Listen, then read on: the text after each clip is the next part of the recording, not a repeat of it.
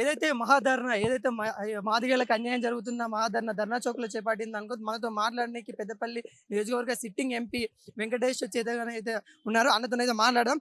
అన్న నమస్తే అన్న. నమస్తే తమ్ముడు. అన్న ఎలా చూడొచ్చన్న ఈ రోజైతే మాదిగలకు అన్యాయం జరుగుతుందని ఇంత పెద్ద ధర్నా అయితే చేశారు. అసలకు ఈ తెలంగాణ ప్రజలకు మీరిచ్చే సందేశం ఏంటి?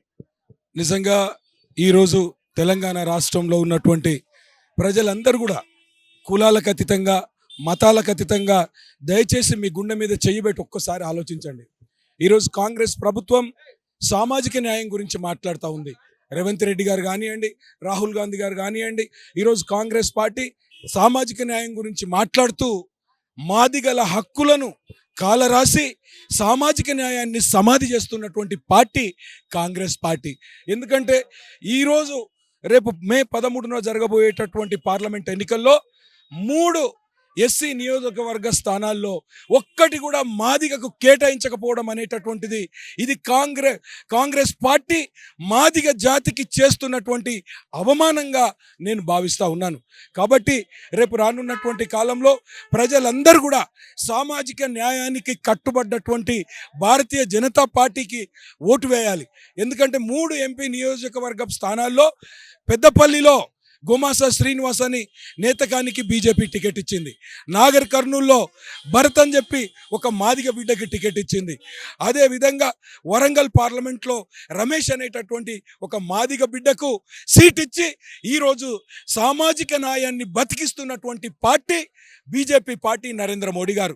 అదేవిధంగా నేను ఇంతకు ముందే చెప్పినట్టు ఇక్కడ ఈ రేవంత్ రెడ్డి గారి నాయకత్వంలో పనిచేస్తున్నటువంటి కాంగ్రెస్ పార్టీ మాదిగల హక్కులను కాలరాస్తూ మాదిగలను రాజకీయంగా భూస్థాపితం చేయాలని చెప్పి ప్రయత్నం చేసేటటువంటి భాగంలోనే డబ్బున్న వాళ్లకు, మీడియా అండదండలు ఉన్నటువంటి వాళ్లకు, పలుకుబడి ఉన్నటువంటి వివేక్ కుటుంబంలో కుటుంబ పాలన నడుస్తుంది.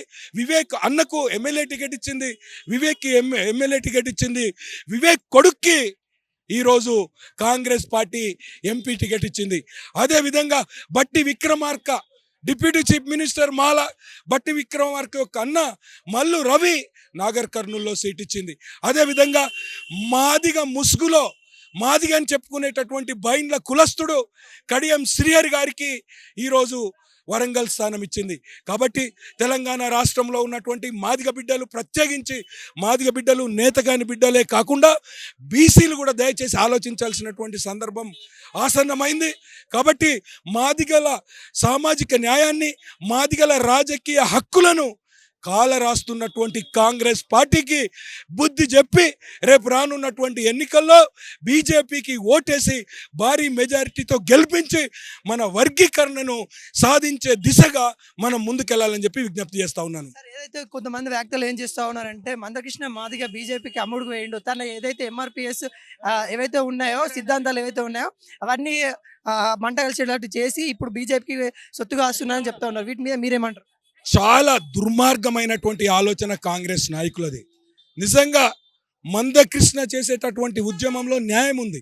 నిజంగా మీరు మాదిగల మీద ప్రేమ ఉంటే మరి ఎందుకు ఒక్క సీటు కేటాయించలేదు? అంటే మీరు చేస్తున్నటువంటి తప్పును, మీరు మాదిగ జాతికి చేస్తున్నటువంటి అవమానాన్ని, మీరు మాదిగ జాతికి చేస్తున్నటువంటి ద్రోహాన్ని ప్రశ్నించినట్లయితే, నేతకాని జాతికి చేస్తున్నటువంటి ద్రోహాన్ని, అన్యాయాన్ని ప్రశ్నిస్తే రేపు మందకృష్ణనైనా సరే నన్నైనా సరే విమర్శిస్తారు అనేటటువంటిది ఈ కాంగ్రెస్ యొక్క నైజం.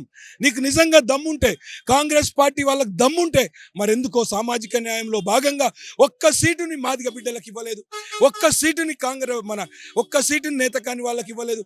ఇక్కడ నీ నైజం తెలుస్తుంది కదా. అంటే నువ్వు డబ్బుకు అమ్ముడు పోయి డబ్బున్నటువంటి వాళ్లకు డబ్బున్నటువంటి వాళ్లకు పడుకుబడి ఉన్నటువంటి వాళ్ళకే నువ్వు టికెట్లు అమ్ముకుంటున్నావు తప్ప ఈరోజు నువ్వు ఆ మాట మాట్లాడేటటువంటి అర్హత లేదు. నిజంగా మేము ఎప్పుడు ఒప్పుకుంటాము ఆ మాట మాట్లాడేటటువంటి?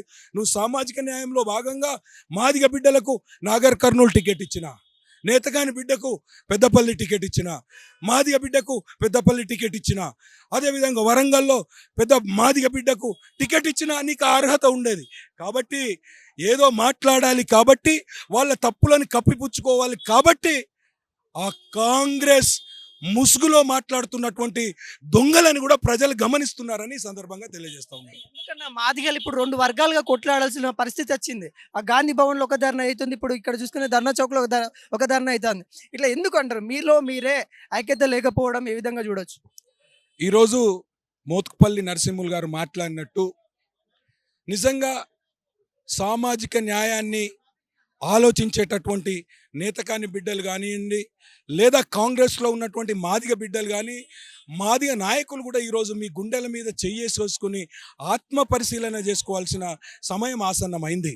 ఈరోజు మందకృష్ణ మాదిగ జాతికి జరుగుతున్నటువంటి అన్యాయాన్ని కాంగ్రెస్ పార్టీ 3 ఎస్సీ నియోజకవర్గాల్లో ఒక్కటి కూడా మాదిగకి ఇవ్వలేదు కాబట్టి ఈ రేవంత్ రెడ్డి గారు మాదిగల ఓట్లతోటి అసెంబ్లీ ఎన్నికల్లో గెలుపొందాడు కాబట్టి ఇప్పుడు మందకృష్ణ మాదిగ గారు చేస్తున్నటువంటి ఏదైతే ధర్నా కానివ్వండి, మోత్కుపల్లి నరసింహులు గారు చేస్తున్నటువంటి ధర్నా మాదిగ బిడ్డల్లో గ్రామాన వెళ్ళినట్లయితే, నేతకాని బిడ్డల్లో గ్రామాన వెళ్ళినట్లయితే చిత్తుగా ఓడిపోతామనేటటువంటి భయం కాంగ్రెస్ నాయకుల్లో ఏర్పడింది కాబట్టి ఇది ప్రజల్లోకి వెళ్లకుండా అడ్డుకోవడానికి ఈరోజు కొంతమంది చెంచాలను, జాతి ద్రోహులను పక్కకు పెట్టుకొని రేవంత్ రెడ్డి గారు చేయిస్తున్నటువంటి ధర్నా కాంగ్రెస్ ధర్నా. అది ఆకలితో చేస్తున్నటువంటి ధర్నా కాదు, అది పదవుల కోసం చేస్తున్నటువంటి ధర్నా, అది పైసల కోసం చేస్తున్నటువంటి ధర్నా.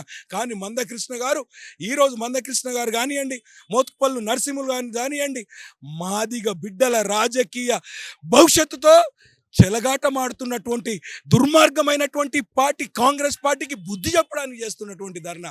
కాబట్టి అక్కడ ఉన్నటువంటి మాదిగ బిడ్డలు, కాంగ్రెస్లో ఉన్నటువంటి మాదిగ రాజకీయ నాయకులు, మాదిగ బిడ్డలు దయచేసి ఆలోచించండి, ఆత్మ పరిశీలన చేసుకోండి. సరే, మీ రాజకీయ పదవుల కోసం, మీ రాజకీయ అవకాశాల కోసం చేస్తే చేసుకోండి, కానీ ఓటు అనేటటువంటిది వచ్చినప్పుడు వర్గీకరణకు అనుకూలంగా సాక్షాత్ ఒక ప్రధానమంత్రి వచ్చి ఈరోజు మాట్లాడినటువంటి సందర్భం వాళ్ళకు కూడా తెలుసు. కాబట్టి వాళ్ళు రానున్న కాలంలో రేపు పార్టీలకు అతీతంగా కాంగ్రెస్కు బుద్ధి చెప్తారని చెప్పేసి నేను చాలా ఆత్మవిశ్వాసంగా ఉన్నాను. పెద్దపల్లిలో ఏ విధంగా ఉండబోతుంది పార్లమెంట్? ఇప్పుడు ఎవరు గెలుస్తారంటారు? ఎలా ఉంది ఆడ?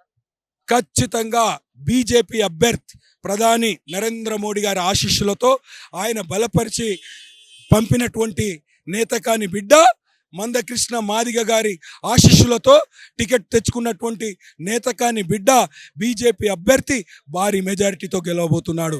ఎందుకంటే అక్కడ ఉన్నటువంటి వివేక్ కుటుంబం 30 సంవత్సరాల నుండి ఆ ప్రాంతంలో ఉన్నటువంటి మాదిగ మాల నేతకాలి రాజకీయ నాయకుల జీవితాలతో చెలగాటమాడుతుంది. తాత, ఆ తర్వాత కొడుకులు, ఆ తర్వాత మనుమడు, ఆ తర్వాత మునిమనుమడు, అంటే మీరు కుటుంబ పాలనతోటి ఇక్కడ ఉన్నటువంటి దళిత బిడ్డల జీవితాలతో ఆటలాడుకోవడానికి ప్రయత్నం చేస్తున్నారు. కాబట్టి మొన్ననే నేతకానీలు, మాదిగలు, దళితులందరూ ఏకమయ్యి ఇప్పటికే విజయం పూర్తి అయిపోయింది కాబట్టి ఏకమయ్యి రేపు భారీ మెజారిటీతో గోమాసా శ్రీనివాస్ భారతీయ జనతా పార్టీ అభ్యర్థిగా గెలవబోతున్నాడు. కాబట్టే రేవంత్ రెడ్డి గారు భయపడి నిన్న ధర్మాపురి మీటింగ్లో ఏదో ఇంత వెయ్యాలనేటటువంటి ఉద్దేశంతో నేతకాని కార్పొరేషన్ని డిక్లేర్ చేసినటువంటి ఘనత అది మేము నేతకానీల మాదిగల మొట్టమొదటి విజయంగా మేము భావిస్తూ ఉన్నాం. రేపు 13న జరగబోయేటటువంటి ఎన్నికల్లో కాంగ్రెస్ పార్టీకి బుద్ధి చెప్పి భాజపా అభ్యర్థి గోమాస శ్రీనివాస్ గారు భారీ మెజారిటీతో గెలుపొందడం ఖాయమని చెప్పి సందర్భంగా తెలియజేస్తాం.